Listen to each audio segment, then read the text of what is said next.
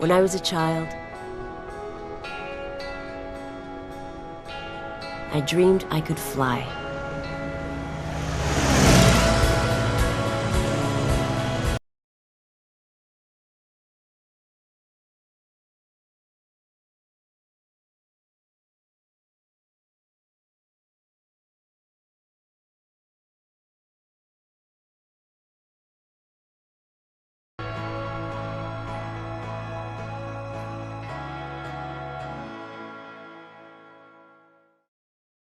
With it now being 2020, it's super easy to be excited about the new Microsoft Flight Simulator coming out this year.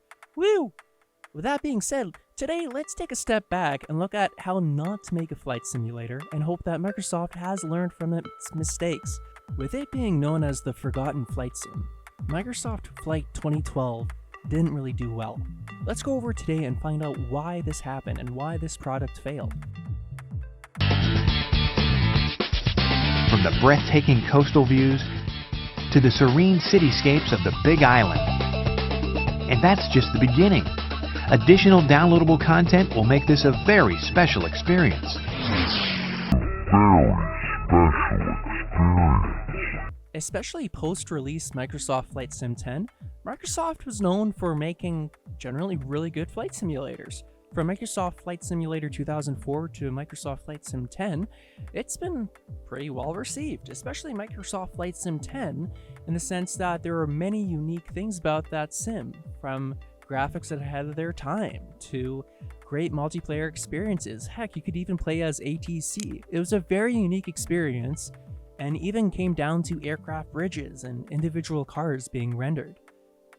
In the early 2010s, Microsoft Flight Sim 10 was basically the golden standard for flight sims. So obviously the next release would continue this standard and just improve upon the model even more. Or at least that's what people thought and hoped. With its first trailer, Microsoft Flight 2012 promised a new world full of new experiences and being able to get behind a Sturman or an icon and fly to your limits, enjoy it, have so much fun without limits, and that was really over-promising. What we did receive in Microsoft Flight 2012 was indeed something different and beyond its time, but unfortunately in the wrong ways. It was ahead of EA for its microtransactions, for sure, in the early 2010s. Users had to buy individual airplanes to fly, as well as new areas to fly in DLC. You could only fly in the Hawaiian Islands, starting off, and only had very few limited aircraft to begin with. Not to mention it didn't support community aircraft, so you were really, really limited, so you gotta fork up that money.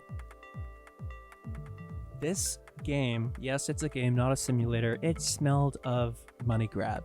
Basically, you brought a world of flight simulators who are used to the idea of being able to fly wherever you want, whenever you want, and any aircraft you could think of and pretty much find online, into pretty much the iPhone world, right? So you literally had to pay for every single location that you wanted to fly in, as well as the aircraft, like I just talked about.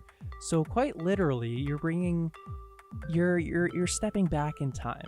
What I'm trying to say is that you were literally free beforehand, and now in this new product that is quote-unquote ahead of its time and a brand new experience, it's literally going back on itself. You can no longer fly everywhere. You can't fly over your house, unless if you live in Hawaii. If you do, then congrats, you got to play that in this game. But yeah, unfortunately, it was just a big Microsoft money grab. Now, for the last and most controversial, this was marketed as a game, not a flight simulator. So again, this game focused more on being more friendly to the open market, in the sense that it was marketing itself as anyone could fly, anyone could come in, just pick up a game controller, gamepad, whatever, and just let it go. And sure, they were welcoming veterans of the flight sim genre, but it was being a little bit more open and more arcadey and playing more like an Ace Combat game than an actual Microsoft flight sim. And to even show that, the community for this game is dead, in the sense that you can't even download, buy, or just generally find this game anymore. Go ahead and try it. It's not on the Microsoft Flight Simulator site anymore. You can't buy this game, and people who have bought this game, they They're complaining that they can't download it again because like they might have lost their computer or they have to reinstall it because of a virus, and Microsoft, like, they physically can't find the downloads anymore. There's no support, there's no community support, there's nothing for this game anymore. There's no refunds, no anything. And it's possibly a good thing in a sense, but at the same time, I feel sorry for those people who did invest in this thinking it was a really good idea. But it just goes to show that Microsoft is willing to let an idea die.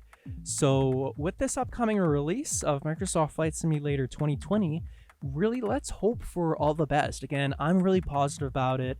I think that they've done a really good job reaching out to the community and the overall process of being more transparent.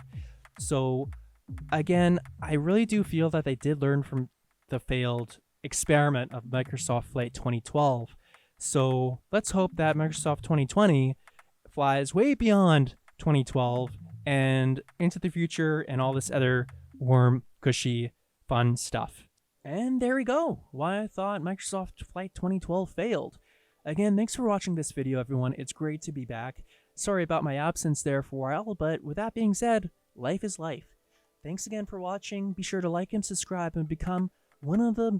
I still have to think of a community name for you all. I don't know if like it's like the pilots or something or what we're gonna all call ourselves. But in the meantime, thanks again for watching, everyone. Looking forward to the next video, definitely.